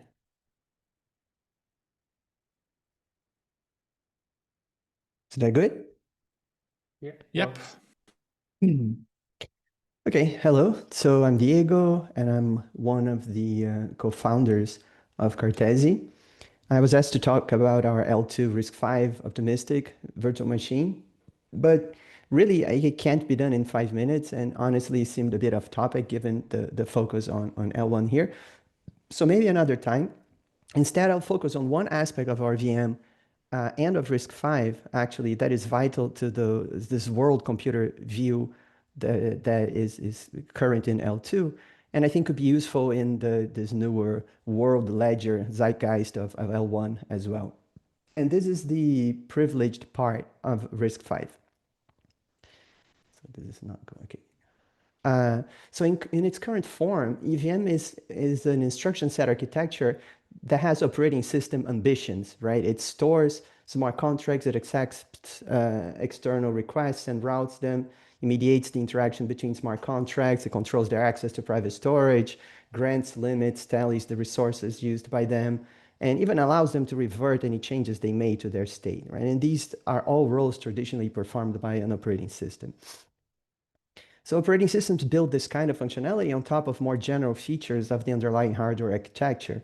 So stuff like privilege levels, memory protection, virtual memory, memory mapped I/O, interrupts and traps and all that. And these features actually co-evolved with the operating systems themselves. And not all computer architectures offer them. And notably, WebAssembly, the EVM, user-level RISC-V, which is what people have been discussing here, and other blockchain-related VMs do not. So these were designed to run on top of an operating system and not underneath one. In contrast, the privilege level RISC-V ISA offers everything the OS needs. It's actually covered in a different document that most people that are focused on the user level part don't even look at. So the Cartesi machine is our RISC-V emulator that supports this vision of complex applications built from decades of mature battle-tested software, right? What Jeremy was talking about, that it's difficult to use compilers because they make system calls and they have interdependencies and all that stuff, right? And this type of complex software actually is asking for an operating system. And because of that, we are forced to support the RISC-V extensions that are marked in color here. And this is so we can run Linux distributions unmodified inside the VM and not on the outside. And I believe most L1 related projects focus only on the blue ones. And what the operating system is asking for is the orange ones. Now, what if this part of the RISC-V privilege ISA was available in L1, right? Could perhaps a large portion of L1 run as RISC-V software itself? So stuff like what Vitalik was saying, right? He was saying like some precompilers could actually run as RISC-V code inside the VM, but could all other parts of what actually runs now in EVM, could it possibly be moved inside? So one consequence of this is that the VM would then rarely need to change, right? So if we can stick a firmware or an operating system inside, Another is that firmware is relatively easy to change. And so what fraction of these EIPs that keep coming could be addressed by firmware updates instead of changes to the EVM? So this firmware could be shared between implementations, even formally verified. In fact, there is already an operating system that has been verified to run on RISC-V, right? So the SEL4. Could this help decentralize and simplify the updates to L2s, right? If they could just get the new firmware. So in pictures, what I'm suggesting is that maybe complexity can be moved around. And so some of it can be moved to this firmware, and that this firmware can be shared across different implementations. And this would be easier if the RISC-V EVM, this new version, your discussion actually was friendlier to operating systems. Since I'm not crazy, I know this sounds crazy, right? The current EVM design does not map very well to a RISC-V computer, but this is exactly the point, right? Are blockchain applications the way they are because the EVM is the way it is, or is it the other way around? And so if we were to redesign a bit more freely, we could perhaps change the memory model, the storage model, and the gas model so that it better fits existing hardware and normal conventions in computer engineering, and then they could map reasonably well. And I think that somebody should be hacking together a prototype for this type of stuff, because now is the time to investigate these types of trade-offs. So we know that a VM like this can be made that satisfies the reproducibility requirements of blockchains because we've built one to support fraud proofs, right? So our emulator does not use just-in-time compilation, but runs at half the speed of QEMU, which does use just-in-time compilation, and 1/4 of the speed when we are periodically updating the state hash so we can do fraud proofs, right? Can also track which parts of the state were touched while running the emulator, and this can be sent to a special version of the emulator that was compiled to run on RISC-0 or even directly on EVM. And this is used when we're finishing a fraud proof. Like it has an API that is binds to several programming languages, can be stopped and started after each instruction cycle, can be even run directly from a persistent disk image. So I gave a talk about this emulator for the Ethereum engineering group a year ago, a year and a half. So we have made significant progress since then. So ping me if you need up-to-date information, if you want to learn more about it. We also recently published a paper about a fraud proof algorithm, which is more decentralized and faster to settle without compromising on security. So check it out. And thank you for your time. And please ask many questions. Thank you, Diego. The first question from Sergey of L2Beat. Do you know if there's some similarities with Polkadot's Jam here?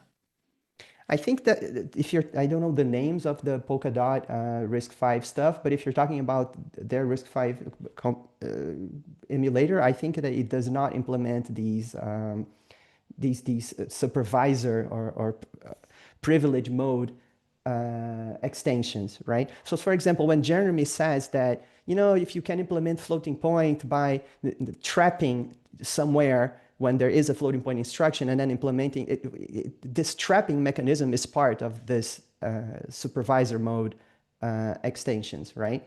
A lot of this stuff is the other part of the standard. And I'm not saying that the EVM should implement the whole shebang, right? But some of these mechanisms that have not been discussed could be really helpful.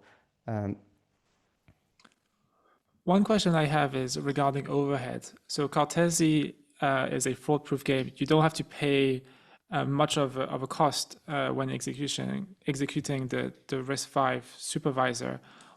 Can you quantify the overhead of the supervisor?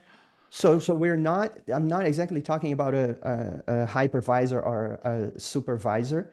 What I'm saying is that in RISC-V and in actually any modern architecture, you usually have different, in Intel they're called rings, security rings, but in RISC-V they're called, like, there's the machine mode, the supervisor mode, and then the user mode.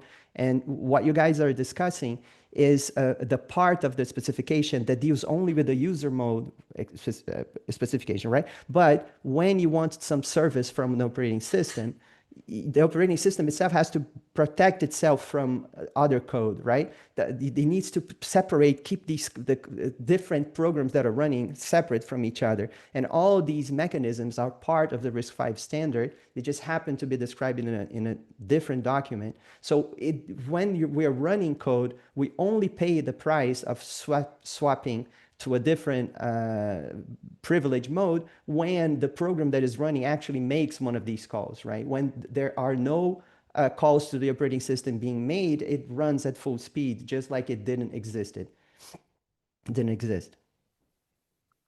Okay, got it. So there's a fixed cost every time you make a call in and out of your little sandbox. It's more complicated than a fixed cost. I think that in the case of the EVM, the cost could be made fixed because it would be much simpler than actually running Linux with all that it has to support.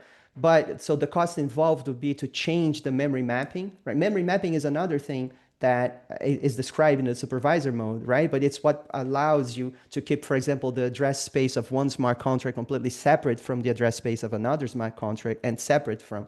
But you have a TLB, which is a cache that is used to access this stuff.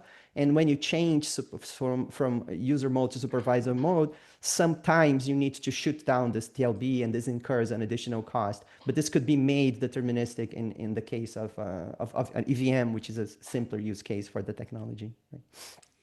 Understood. Diego, thank you so much for highlighting this issue, which I think has been, to a large extent, swept under the rug, and people need to come in with eyes wide open. Next up, we have Alex from the Ethereum Foundation, who'll be talking about RISC-V for more verification extension idea. Yeah, so can you hear me now? Yes. Okay, perfect. Let me share my screen.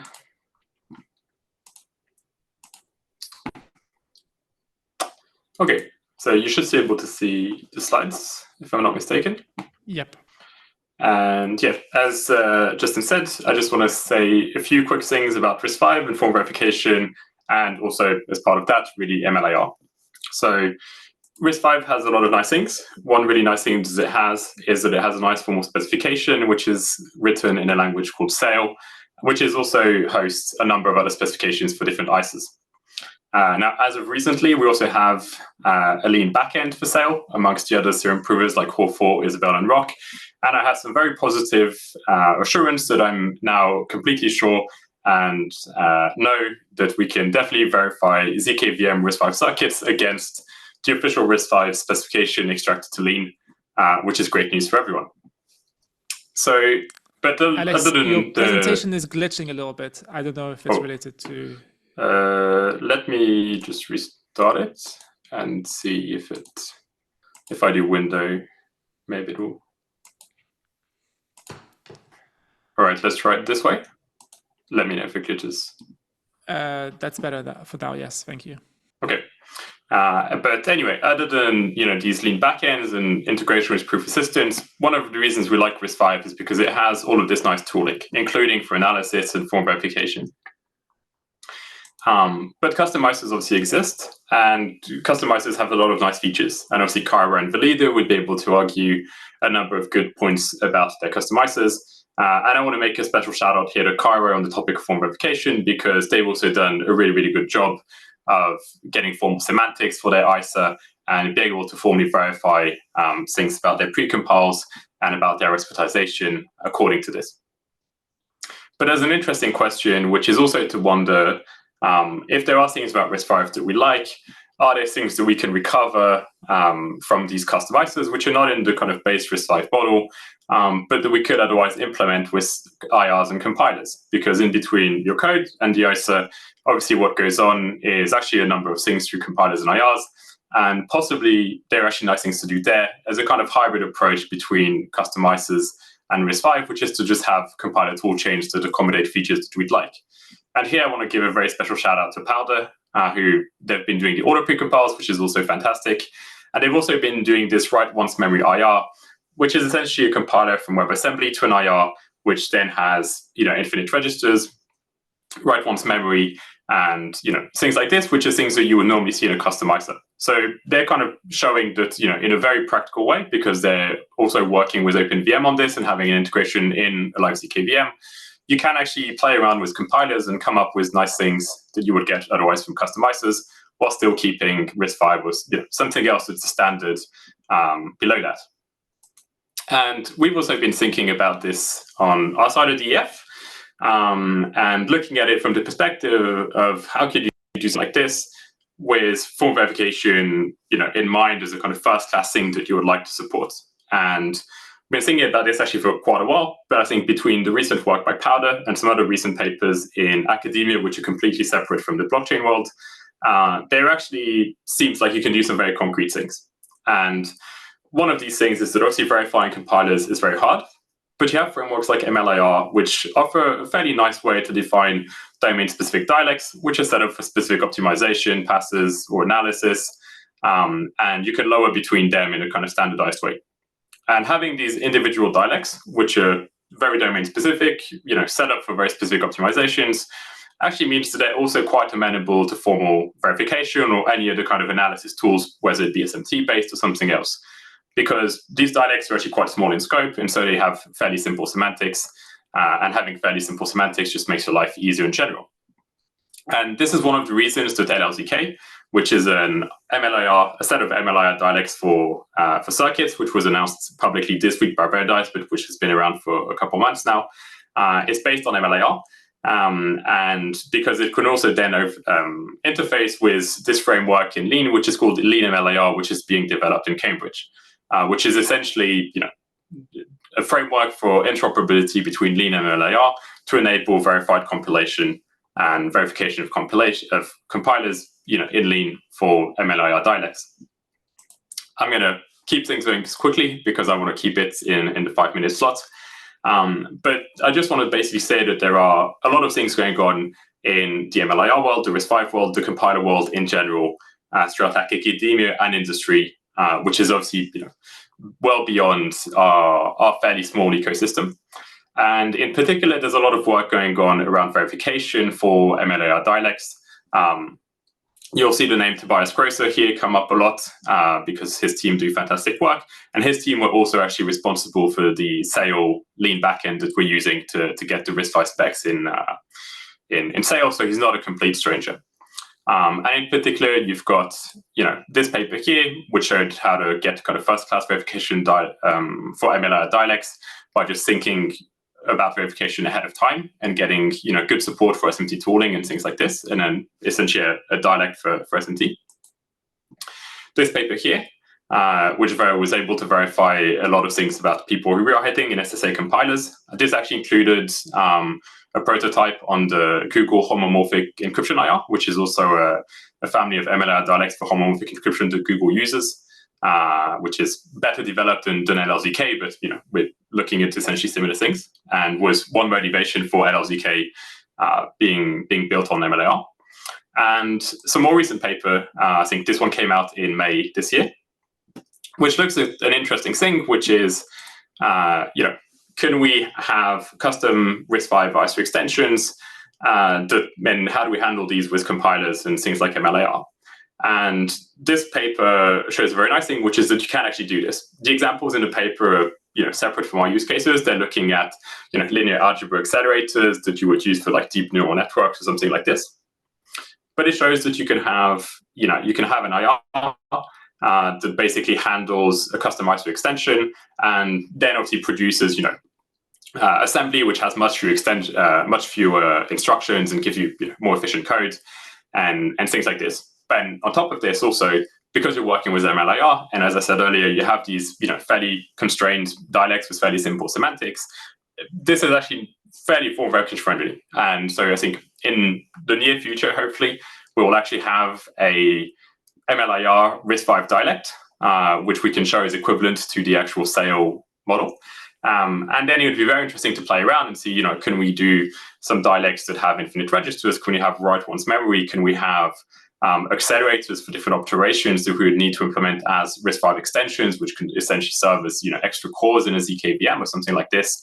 And this is quite interesting, and it also relates a bit to the design of the zkVMs and how you handle extensions. And I think maybe OpenVM have a nice modular way of dealing with things like this.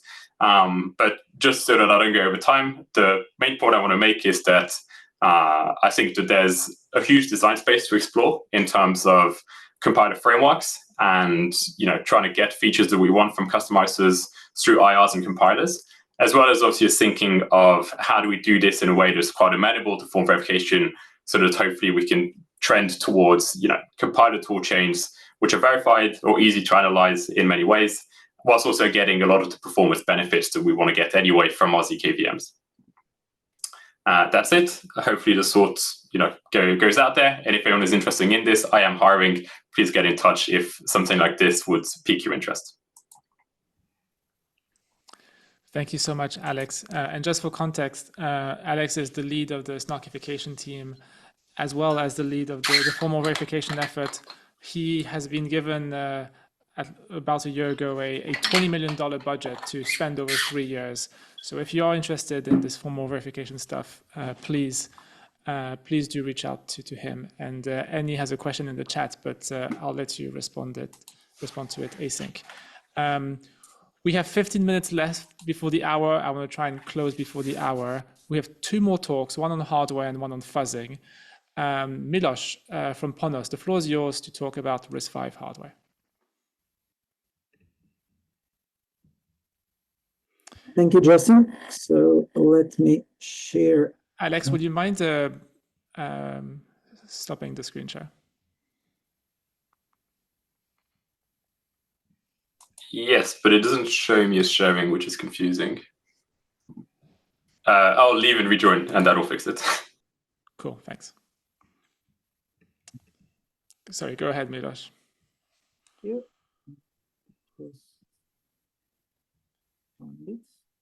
Okay. So our presentation is, by the way, I'm Milos. I'm CTO and co-founder of Ponos Technology, and we specialize in hardware for acceleration of zk mainly, but we are now looking also into acceleration and efforts for the full stack support of Ethereum, of L1, but also L2 and everywhere where RISC-V is dominant or emerging as a essentially VM and building around it. So what we are looking into and why specialized RISC-V hardware, which we call crypto CPU, well, we want to have a dedicated RISC-V hardware for a full stack support, basically both execution and consensus layer. And we want to have basically this at a very affordable prices, like starting from a $300 retail price for accelerator card, which would enhance the decentralization, liveness, and overall blockchain efficiency, and could be used as a direct replacement of existing hardware, basically x86 based server cloud nodes, etc. And key use cases for us are basically high-speed L1 execution, so having like ultra-fast Ketchup or other precompiles native support, and even more importantly, zkProof generation. So basically, we provide vector cores and so-called special function units, and we include like native RISC-V VM trace generation that should greatly accelerate basically zkProof generation. And this should lead to improved efficiency that should allow cheaper operational costs and potential to raise block gas limits. So what is Ethereum vision? So for example, to have a native RISC-V execution of contract logic, and we should be able to do that by being able, our Scholar cores, to execute RISC-V VM traces natively, removing interpretation overhead. Better alignment with zk proving, we have vector cores to accelerate zk Fry-based proof generation and precompiles matching zk workloads directly. optimized for cryptographic heavy workloads. So we have custom instructions in vector cores, coprocessors for modular arithmetic, for hashes, for entity that drastically cut proof generation time. We have, so in order to have like simpler, more efficient execution layer, we have hardware specialization. So we have separate Scholar cores for example, transactions processing. We have vector cores, mainly for zk proof generation. We have trace cores for native trace generation for zk proofs. And this provides both simplicity and performance in silicon. And for the backward compatibility, so the Scholar cores, they supports like standard RE3264 IM ISA, which allows the same VM abstractions, and this makes essentially integration smoother. So how is this crypto CPU actually built, or what are its fundamentals? So I mentioned Scholar cores. So it consists of 8 Scholar cores that are enhanced with modular arithmetic and hardware precompiles for example, for Catch-Up, for ECOPS, for modular exponentiation. We have vector cores, 4 vector cores. They're super wide, so up to 512 elements, and they're also enhanced with modular arithmetic optimized for fields used in zk proofs like Goldilocks, Baby Bear, Koala Bear, Mersenne 31, and the coprocessors, so special function units for critical time-consuming operations like entity FFT, hash rounds, signature verification, ECOPS, etc. And on top of that, what we are developing at the moment, 1 or 2 trace generations, so-called streaming cores for native light trace generation, running at the full clock speed, and a snapshot with a snapshot restore mechanism, so-called like a hardware API.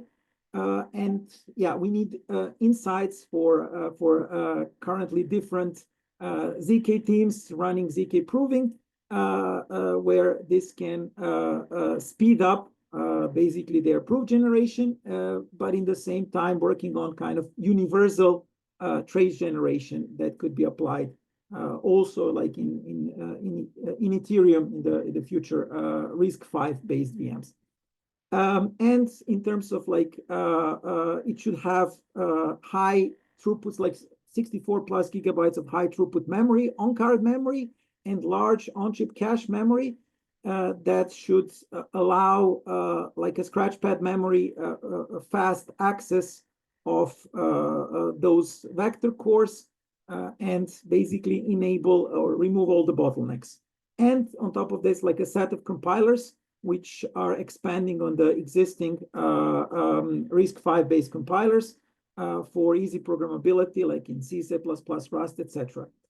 Our target performance is to have like a real-time Ethereum block proving doable with like only 4 accelerator cards with 4 crypto CPUs each on the card. And our target at the moment is to have like a Scholar and vector cores with most, or we're having at the moment like Scholar and vector cores with most functionality running on FPGA, and we are targeting to have an ASIC to be out by the end of 2026. And this is like a production level chip that can be directly used. So, okay, wow. 4 cards, each card $300. So real-time proving with $1,200. That's yeah. So in this case, those cards will be so the cards with like a single. So we have a couple of like models for how we want to have those cards. In the cheapest version with the least amount of memory and the single crypto CPU, that would be around $300. The most performant card with like 4 crypto CPUs and like 128 gigabytes of onboard memory would be something like up to $1,200 or $1,500. But this is still like a very, very much cheaper to anything like that is there now. So the goal, the idea is to significantly reduce the cost of the hardware to run L1 nodes and to run zk proofs, to generate zk proofs. So to basically be able to make help scalability and make it affordable. Okay, got it. So it's actually 16 crypto CPU. 16 crypto CPUs, yes. And exactly. 4 times 1,500, so $6,000. And presumably from a power usage standpoint, it's also dramatically lower. So getting within this... From the power usage point, it's like 100x. 100x power. Wow. That is massive. Okay, that's more than I expected. I had about 10x in mind. Yeah, well, those individual crypto CPUs are in the ballpark of only 20 watts. So they're dedicated. They're low core despite being a wide vector course, and the most of the power will be consumed on accessing the memory, which is kind of at this point is what is unavoidable. But still, like per crypto CPU offers like 10x compared to today's server CPUs, and probably like 20-30x compared to GPUs. Got it. Milos, thank you so much for your presentation, and congratulations to the 90 people who've made it through a 2-hour call. So we down to our very last presentation, Valentin from Diligence Security, and I've only learned about this effort just a few days ago, but I was just so impressed by the results that I invited Valentin to come on board and present. Valentin, the floor is yours. Hey, so wait, let me just get this started. All right, so today I'll talk about our new Argus fuzzer for finding soundness and completeness issues in zkVMs. So this is joint work with 2 of my collaborators, Christoph and Maria from the Technical University of Vienna. So why does this matter? Why is fuzzing important? Well, as you probably all know, building zkVMs is incredibly hard because there can be a lot of complexity under the hood, and soon they will probably be highly critical for a lot of upcoming blockchains like the Ethereum L1, because their security and correctness is going to be crucial to run them, right? And soundness and completeness bugs are really the most important types of bugs for these systems, because they can result in catastrophic financial and reputational damage. So it can affect both users, but also the teams developing these systems. And fuzzing is really like one of the techniques that's been very widely applied in industry to catch bugs early and to prevent hackers from actually exploiting them in production. And even in the Ethereum protocol infrastructure, fuzzing is used heavily to make sure things work correctly. So now Argus is the first fuzzer that detects both soundness and completeness bugs in zkVMs, and we already support 6 different zkVMs and have already found 11 critical bugs in 3 of them. So we found 3 soundness bugs in 3 soundness bugs in total, 1 in Jolt, 1 in Nexus, and 1 in RISC-0. And we also found 8 completeness bugs, 5 of which in Jolt, 2 in Nexus, and 1 in RISC-0. And we also received some bounties for the bugs we found. And all of this is kind of built on an earlier fuzzer we developed called Circus. It's open source by now. So this was targeting essentially what we call circuit processing pipelines. Basically, these were the infrastructure that powers tools like Circum or Noir. And we ran this fuzzer on 4 different of these DCLs essentially, and found 20 critical soundness and completeness bugs.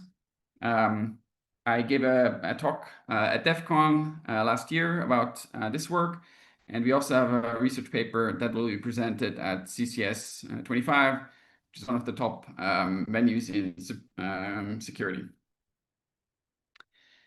Oh, okay. Yeah, so now I'd like to give just a short overview of what happens sort of under the hood in the fuzzer. And the first thing that the fuzzer does is to generate programs. In this case, it generates RISC programs. But essentially, the zkVMs we're currently targeting, they're all RISC-V based. So in our case, we just compile to RISC-V and run the program on the zkVM. But of course, we could also compile it to any other ISA that we would want to target with the fuzzer. So we generate this random RISC program. You can see like a simple example on the left. So you can see here that we actually have a sort of a known expected outcome for each of these. So we know kind of upfront what output it should produce. In this case, it should produce 0. If there's a bug in the zkVM, then it will produce the output coffee. So on the right, you can see an example of a bug we detected in Jolt. So this is and you can also see the program that we minimized on the right. It's a bit small, but basically the program it exposed the completeness bug in the Jolt prover, and in this case, the program was actually failing for this multiply high signed unsigned instruction. So this kind of shows that, and the fuzzer found this because even though this is not a very common instruction, we try to generate as many different instructions as we can. The second step in this process is to do kind of regular vanilla zkVM execution. And in this case, the fuzzer just runs the program with some random inputs. There's basically 2 possible outcomes. Either at one point during the execution, there's a crash, in which case we've exposed a completeness bug in the zkVM, or it could also produce the wrong output. So in this case, we would have something that could be either exploited to get a completeness issue or like a soundness issue. And on the right, you can see an example bug we reported for Nexus, where there was an index out of bounds in the prover. And actually, as you can see, I mean, it's a bit small, but basically the program required a specific input that would trigger this panic. So it's also important for the fuzzer to actually find the right inputs to invoke the program with. And Valentin, then the last step. Yeah. The maintainer of Plonky3, Angus, is asking, have you tried fuzzing Plonky3? Not directly, but I think since several systems are using Plonky3, we might actually be kind of sort of like implicitly fuzzing it with like by basically running some zkVM that uses some primitives in Plonky3. Got it. And when you say completeness bug with a crash, do you actually mean a prover liveness bugs in the sense that it's not a cryptographic bug that's enshrined in the verifier? You just need to fix the prover and then that would start running again. Yeah, I think it's the latter. I mean, it could be in any step. So it could also be in the verifier. In theory, so you run the verifier, it might expose some crash there, which probably would be worse. But yeah, that's essentially the idea. Okay. So it so could far, result in liveness issues if you have this. Is it fair to say that you've only found crashes? You haven't found a statement which is fundamentally impossible to verify? So this I guess would be the soundness bugs that I'll mention now. I think. Cool. So yeah, so I mean, you could get soundness bugs with what I presented so far, where like you produce a different output, and that would, that would hint at a soundness issue. But we specifically have something that we run after this sort of regular execution, which is what we call like an adversarial execution.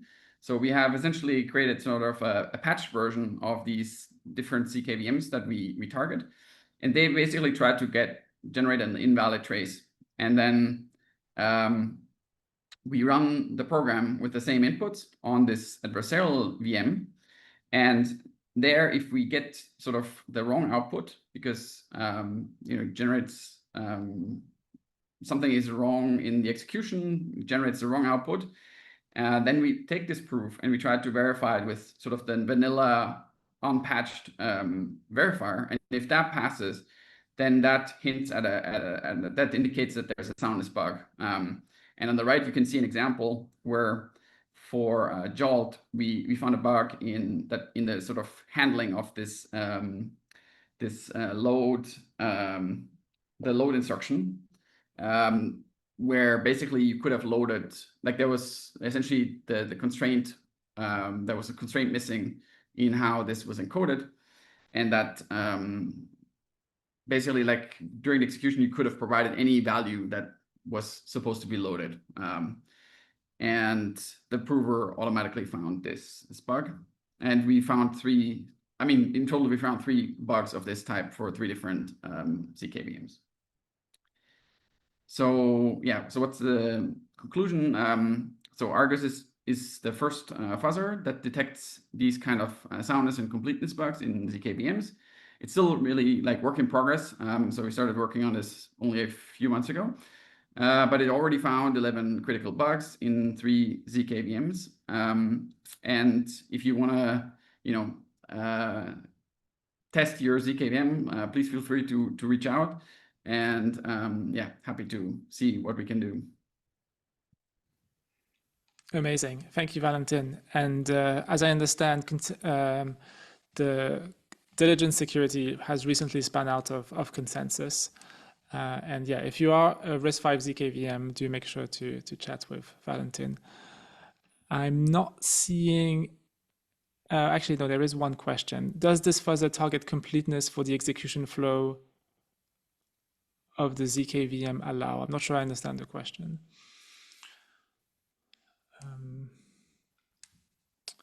In any case, we are above time. Thank you so much, everyone, for making it this far, all 82 of you. And I'll see you all on the Ethproofs Call number 5. Thanks, everyone. Bye. Thank you. Bye-bye, guys. Thank you. Bye. Bye-bye.